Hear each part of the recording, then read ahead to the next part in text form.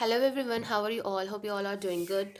सो last video में मैंने आपके साथ डिस्कस किया था डेफिनीशन मेथड ऑफ मूवमेंट्स की एंड उसके कुछ इंपॉर्टेंट रिमार्क्स थे, वो भी मैंने आपसे डिस्कस कर लिए थे ना। इस वीडियो में हम लोग डिस्कस करने वाले हैं एग्जाम्पल 17.43 जो कि बेस्ड है आपके मेथड ऑफ मूवमेंट्स पे। सो यहाँ पे आप लोग देख सकते हैं, आप लोग को एस्टिमेट करना है अल्फ़ा एंड बीटा, और यहाँ पे आप लोगों को पियर्सन्स टाइप 3 डिस्ट्रीब्यूशन आपको गिवन है। और तो यहाँ पे हम लोगों को मेथड ऑफ मूवमेंट्स का यूज़ करते हुए एस्टिमेट करना है अल्फ़ा एंड बीटा को। तो यहाँ पे देखिए, अगर आप लोगों को अच्छे से याद हो तो यहाँ पे ये जो आप लोग का डिस्ट्रीब्यूशन गिवन है, ये आपका, आप लोग बोल सकते हो कि ये आपका गामा डिस्ट्रीब्यूशन गिवन है, जहाँ पे आपको दो पैरामीटर्स गिवन है अल्फ़ा एंड बीटा। बिकॉज हम लोगों ने, मैं भी आपको वो वाला भी डिस्ट्रीब्यूशन आपको लिख के दिखाऊंगी जो इन जनरल हम लोग याद करते हैं। तो देखिए, जब हम लोग आईएसएस के लिए याद करते हैं, बिकॉज मेनली उस एग्ज़ाम में वही डिस्ट्रीब्यूशन पूछा जाता है। ये भी आपका है गामा डिस्ट्रीब्यूशन, बट जो उसका फॉर्म होता है वो ये होता है आपका, that x follows gamma alpha lambda. तो ये हो जाता है lambda to the power alpha upon gamma alpha, then e to the power minus lambda x and x to the power alpha minus 1, and range आपकी same रहती है 0 to infinite। तो वो फॉर्म ये होता है, बट यहाँ पे आप लोग देख सकते हैं कि बस यहाँ पे लैम्डा की जगह पे बीटा हो गया है। तो सिमिलरली जहाँ जहाँ पे लैम्डा था वहाँ पे बीटा रख दिया है, बाकी पूरा डिस्ट्रीब्यूशन सेम है। तो हम लोगों को यहाँ से ये ध्यान आ जाता है कि ठीक है, ये हमारा गामा डिस्ट्रीब्यूशन गिवन है। तो अब यहाँ पे देखिए, जो लोग आईएसएस के लिए पढ़ रहे हैं उनके लिए तो मैंने हमेशा बोला है कि जो मूवमेंट्स हैं उनको आप लोग अच्छे से लर्न कर लो, ताकि यहाँ पे अब आप लोग, अगर मान लीजिए आपको इसके मूवमेंट्स नहीं याद है, आपको मीन, इसका वेरिएंस इसका नहीं पता है, तो ऑब्वियसली आप इसको फाइंड करने बैठोगे तो आपका टाइम बहुत ज़्यादा यहाँ पे वेस्ट होने वाला है। तो अगर डायरेक्टली याद होंगे तो आप लोग यहाँ पे डायरेक्ट वैल्यूज़ रख के इक्वेट कर लोगे और फाइंड कर लोगे। अब देखिए, यहाँ पे आप लोगों को ये चीज़ मालूम है कि यहाँ पे आपके दो पैरामीटर्स हैं, इसका मतलब हमारे पास टोटल 2 इक्वेशंस हमें मिलने वाली हैं। म्यू वन डैश को हम लोग इक्वेट करेंगे जो इसका फर्स्ट मोमेंट होता है, that is M one dash, and mu two dash is equal to M two dash. अब देखिए, यहाँ से मुझे पता है कि यहाँ पे दो पैरामीटर्स हैं, तो हमारे पास ये दो इक्वेशंस आ गई हैं, 1 एंड 2। अब यहाँ पे देखिए, जो लोग ग्रेजुएशन कर रहे हैं तो वो लोग इसको ईजिली फाइंड करके देख सकते हैं, और जो ग्रेजुएशन नहीं करे, जो आईएसएस के लिए किसी कॉम्पिटिटिव एग्जाम की तैयारी कर रहे हैं, तो उनको जो है डायरेक्ट वैल्यूज़ जो है वो लर्न होनी चाहिए। एंड अपनी शॉर्ट वीडियोज़ के थ्रू मैं आपके साथ ये जो शॉर्ट पॉइंट्स हैं, लाइक अगर इसके जैसे मूवमेंट है, इसका एमजीएफ है, एंड इसका जैसे मोड हो गया, इसका मीडियन हो गया, उन सब को मैं with the help of diagram, with the help of its figure, तो मैं वहाँ पे शॉर्ट वीडियोज़ में आपके साथ डिस्कस कर रही हूँ। तो आप लोग शॉर्ट वीडियोज़ को भी ज़रूर देखिएगा। तो यहाँ पे आप लोग देख सकते हैं, अभी तो मैं फ़िलहाल इस वीडियो में पूरा मैं एक्सप्लेन करके ही आपको बताऊँगी, एंड जिन लोगों को लर्न है तो वो लोग वीडियो स्किप करके आगे जा सकते हैं। तो देखिए, यहाँ पे सबसे पहला काम है कि मुझे फाइंड करना है mu one dash, and mu one dash जो है, म्यू वन डैश की जो वैल्यू होगी उसको हम लोग फाइंड कर सकते हैं एक्सपेक्टेशन ऑफ एक्स की हेल्प से। तो एक्सपेक्टेशन ऑफ एक्स, तो उसको फाइंड करने के लिए हम लोग क्या करेंगे, सबसे पहले इंटीग्रल 0 से इनफाइनाइट देन एक्स। अब यहाँ पे इस डिस्ट्रीब्यूशन का रख के हम लोग यूज़ करेंगे, ये हो जाएगा gamma alpha x to the power alpha minus 1 e to the power minus beta x and d x. तो जो कॉन्स्टेंट वैल्यूज़ हैं, beta to the power alpha upon gamma alpha, उसको हम लोगों ने ब्रैकेट से बाहर निकाला, और यहाँ पे क्या हो जाएगा, एक्स टू द पावर, यहाँ पे क्या हो जाएगा, अल्फ़ा प्लस 1 देन माइनस 1। अब देखिए, मैंने, हम लोगों ने ये माइनस क्यों रखा, तो मैं भी आपको ये बताती हूँ।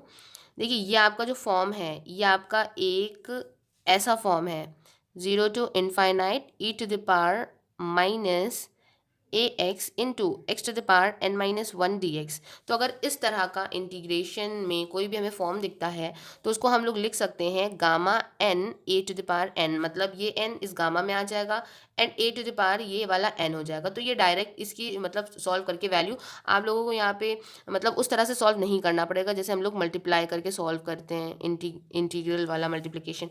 तो यहाँ पे डायरेक्ट आप ये वैल्यू याद कर सकते हो। तो अगर आप लोगों ने याद कर ली तो फटाक से आपका जो इंटीग्रेशन है वो सॉल्व हो जाएगा। तो अब देखिए, यहाँ पे मैंने जब सॉल्व करा तो मैंने यहाँ पे वैल्यूज़ की लिख दी गामा एन। तो गामा एन में आप देख सकते हो एन की जगह पे ये है, बिकॉज माइनस 1 इस फॉर्म में होना चाहिए, इसलिए मैंने यहाँ पे 1 और माइनस 1 को सब्ट्रैक्ट नहीं करा था।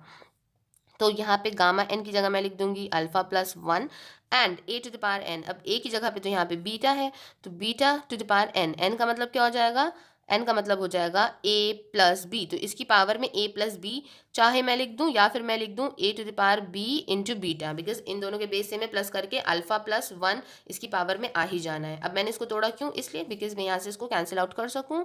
और अब मेरे पास यहाँ पे क्या आ गया है, मेरे पास यहाँ पे जो आ गया है वो है alpha plus 1 whole upon gamma alpha into beta. तो अब देखिए यहाँ पे अगर मैं इसको सॉल्व करना चाहूँ तो मुझे पता है कि गामा को हम लोग कैसे ओपन करते हैं। अगर n प्लस 1 है तो उसको हम लोग लिख सकते हैं n गामा n। तो n गामा n, तो इसको यहाँ पे हम लोग क्या लिख सकते हैं, alpha gamma alpha upon gamma alpha beta. तो गामा अल्फा कैंसिल आउट, तो यहाँ पे सिंपल हमारे पास आंसर आ जाता है अल्फा अपॉन बीटा। सेम, अब जैसे हमारा जो जनरल केस होता है उसमें हमेशा जो इसका मीन होता है वो होता है अल्फा अपॉन लैम्डा। तो अगर ये डायरेक्ट आपको याद होता तो आप देखते कि अल्फा की जगह अल्फा है, बट यहाँ पे जो लैम्डा होता है लैम्डा की जगह पे यहाँ पे क्या है, बीटा गिवन है, तो फटाक से आप लोग लिख लेते हैं अल्फा अपॉन बीटा। तो ये आपका जो इतना सॉल्व करने में टाइम गया है ये आपका बच जाता। मैंने जैसे आप लोगों को दिखाने के लिए इसको प्रूफ कर दिया है। अब देखिए ये वैल्यू लिख ली। अब यहाँ पे देखिए जो m1 डैश है, m1 डैश का मतलब क्या होता है, m1 डैश का मतलब होता है आपका, ये होता है एक्स बार का मतलब आपको पता है 1/n summation x I, and ये जो होता है आपका ये होता है expectation x i to the power square. आप इसको ये चीज़ समझ सकते हो। सो अभी मैं देखिए इसको जो हम लोग फाइंड कर रहे हैं वो हम लोग m1 एंड m2 डैश के फॉर्म में ही फाइंड करेंगे। तो देखिए सबसे पहले तो हम लोगों ने इसका एक्सपेक्टेशन यहाँ पे निकाल लिया है। अब एक्सपेक्टेशन हम लोगों ने यहाँ पे निकाल लिया तो उसके बाद हम लोग expectation of x I square निकाल लेंगे।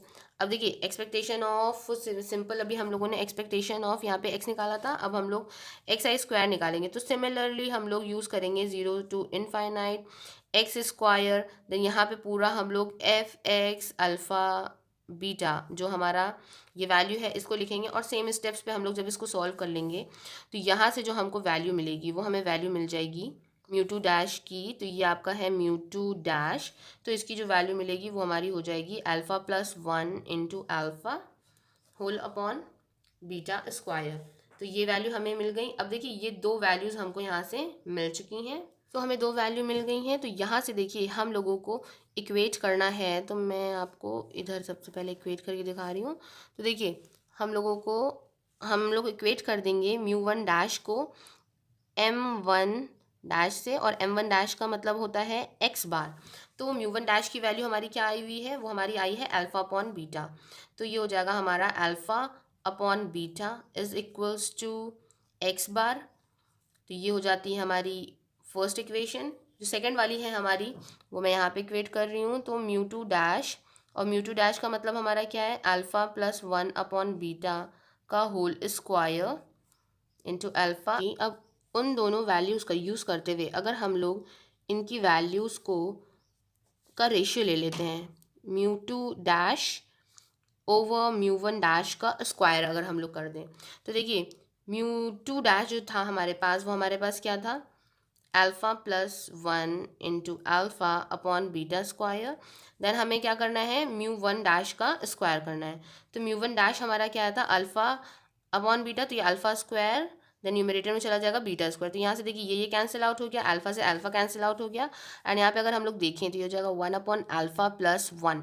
तो यहाँ से ये चीज़ आप लोग देख रहे हो, तो यहाँ से देखिए हम लोग क्या कर सकते हैं, ये हो जाएगा हमारा mu two dash upon mu one dash whole square, then -1 is equal to 1 upon alpha. तो 1 अपॉन अल्फ़ा की वैल्यू यहाँ से हमारी क्या आ जाती है, mu two dash minus mu one dash whole square then upon mu one dash square. तो यहाँ से अल्फ़ा की वैल्यू क्या निकल सकती है, हमें बिकॉज पैरामीटर ही एस्टिमेट करने थे, तो ये क्या आ जाएगा हमारा mu one dash square whole upon mu two dash minus mu one dash whole square. तो देखिए ये तो यहाँ से हमारा अल्फ़ा एस्टिमेट हो गया है। अब हमें पता है कि जो बीटा की वैल्यू थी, एंड अब हमको पता है कि जो हमारा म्यू वन डैश था उसकी क्या वैल्यू थी, अल्फ़ा अपॉन बीटा थी। तो अब हम यहाँ पे अगर देखिए हम यहाँ से वैल्यू सब्सटीट्यूट कर दें अल्फ़ा की, तो यहाँ से देखिए बीटा फाइंड आउट हो जाएगा। तो यहाँ से मैंने ले लिया बीटा, अब हम इसको एस्टिमेट कर रहे हैं, तो बीटा कैप लिख दिया मैंने यहाँ पे, और ऊपर न्यूमरेटर में है alpha, that is mu one dash का square whole upon mu two dash minus mu one dash whole square, and denominator में यहाँ पे ये क्या आ जाएगा, यहाँ पे आ जाएगा म्यू वन डैश। तो म्यू वन डैश और mu one dash cancel out हो गया, तो बीटा कैप की वैल्यू क्या आ गई, mu one dash upon mu two dash minus mu one dash whole square, जहाँ पे म्यू वन आपका क्या है, म्यू वन डैश है आपका 1/n समेशन एक्स आई। जब कभी आप क्वेश्चन ऐसा सॉल्व करोगे जहाँ पे आप लोगों को ये म्यू वन डैश आपको फाइंड आउट करना होगा, कुछ वैल्यूज़ गिवन होंगी, तो यहाँ पे आप लोग ये समेशन करके इसकी वैल्यू डिवाइड करोगे n से।